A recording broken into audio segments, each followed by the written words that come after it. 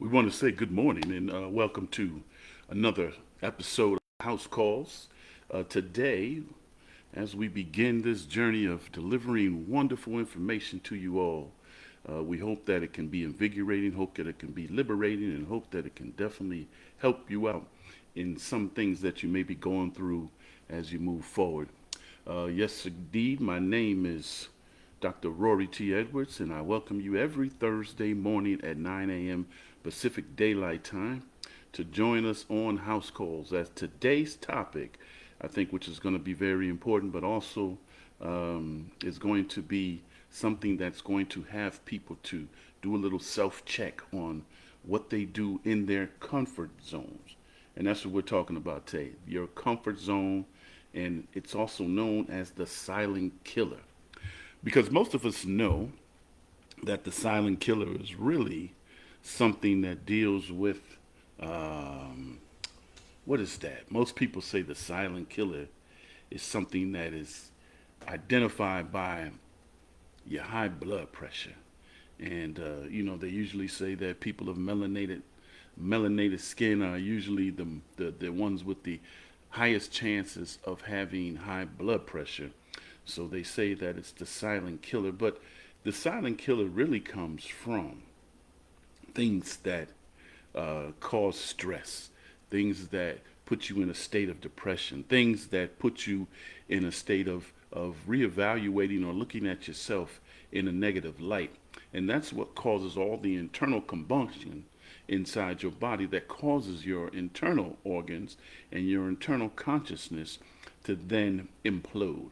So, from that perspective, we're going to talk about today uh, the silent killer, talking about your comfort zone. And why is that important? It's important to me, and I think it should be important to you because the world that we are actually experiencing today is taking a lot of people out their comfort zone.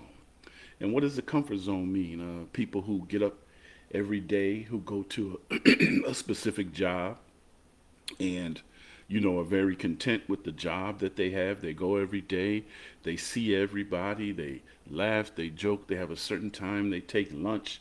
There's a certain way that they drive to work, there's a certain way that they drive home from work.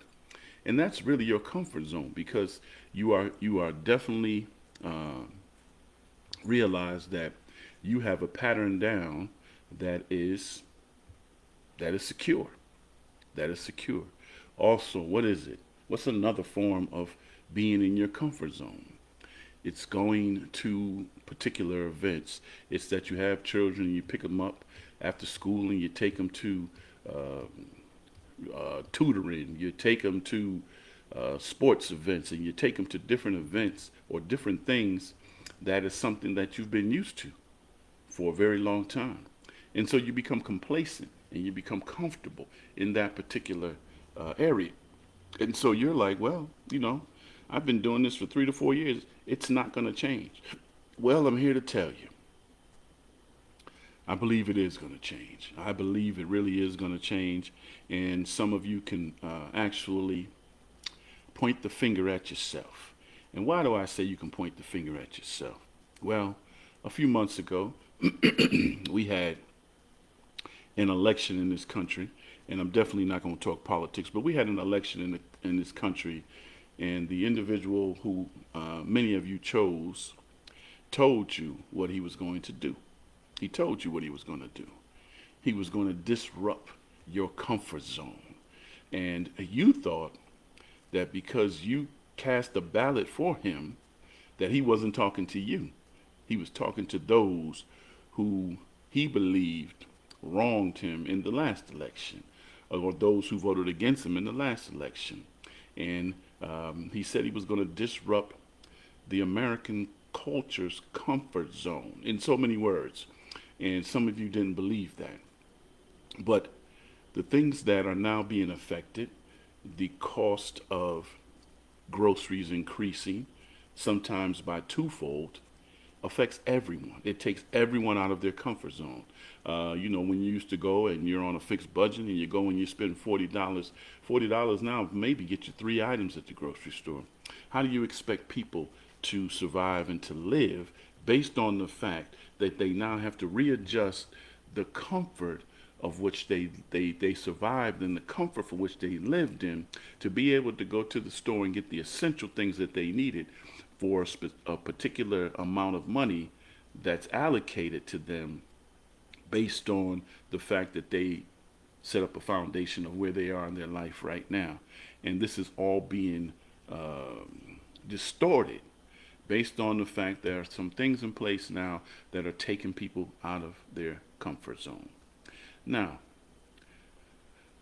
what is it that the comfort zone does to you? Let me explain to you. The comfort zone changes, like I explained earlier, your comfortable routines, the things you do, the things you get up in the morning, and you make your coffee, you may cook breakfast, you may watch a little TV, you may read the newspaper, you may do some things that make you feel really proud about what you've accomplished in your life.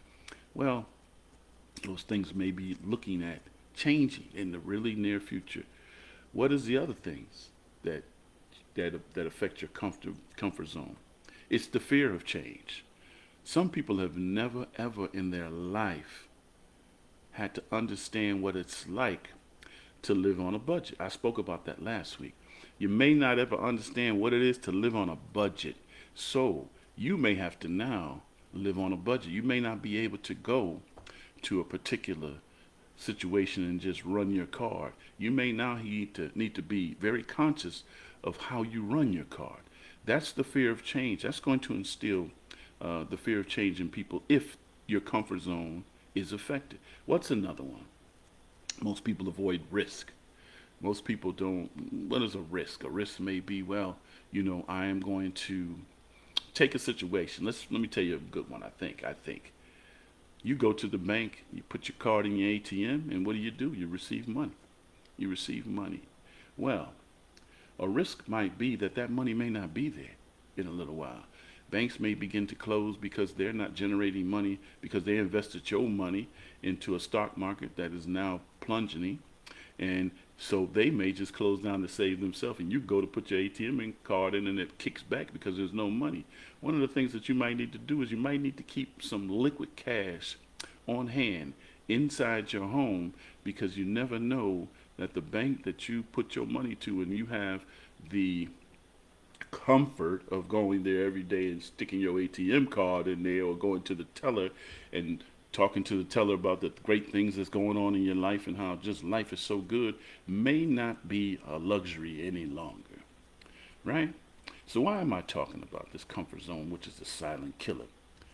Why is this dangerous right now? Because what does it do? It limits growth, right?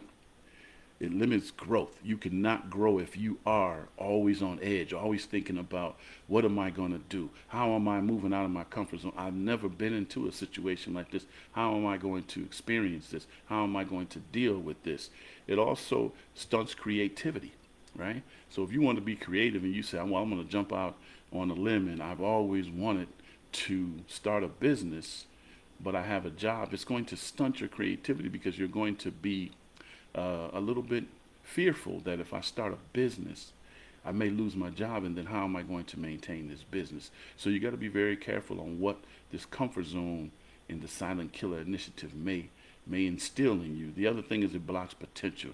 When people feel fearful about what's going to happen to them, if people feel fearful about what's new, what's next, people may not want to venture out. So it blocks your potential. And then one of the other things what it does is create stagnation. It creates people from actually moving through situations. When you see people, they're always tense. You see people, they're always having an anxiety. You talk to people, you call them on the phone, and you can hear the depressive state of being, the depressive state of existence in their voice. They don't talk to you in a very, very engaging way anymore. They always talk about what the problems are happening, the problems that are happening in their life right now. And so you got to understand why is that? Because things are happening to disengage, deform their comfort zone. So you gotta do stuff that definitely is going to make things change, and you got to start looking at how you adjust your comfort zone. Now, what is it that I always say? I always want to provide. I always want to provide solutions. I don't want to sit around here and talk about the problems and people are going to have when they have to readjust their comfort zone, because we are going into a time that people may not have experienced before. We've already seen a few things that have made us had to readjust our comfort zone. We had a little pandemic a little while ago, and it had to make us adjust our comfort zone. Some people came out stronger. A lot of people still are facing and living and trying to deny the effects of that situation, and are suffering, and are slowly being affected by the pandemic. So, what are some solutions? I want you to start to begin to embrace small, consistent challenges. So, I want you to start changing the way you do things. Maybe just like a small thing. If you brush your teeth the first time you get up, maybe you get up and you take a shower, then you come out and you brush your teeth. Let's see how that works for you. Now, most people are going to say, well, some people say, well, I brush my teeth in the shower. Well, if that's something you brush your teeth in the shower, see what it feels like to brush your teeth outside the shower. I don't know. I'm just trying to give you embrace small, consistent challenges. The other one is practice intentional discomfort. Yes. So even if you're doing something of value that that is trying to change the way you look. Say, for instance, you're dieting or you're working out at the gym. So, what is practice intentional discomfort? Practice intentional discomfort. Say, for instance, you're doing a workout and you do 10 reps. Well, you know, if you do 5 more reps, it's going to you're practicing intentional discomfort, because now you have to extend yourself a little bit more to get those next 5 reps up. Or if you're eating and your diet tells you to eat 4 times a day, try eating 3 times a day.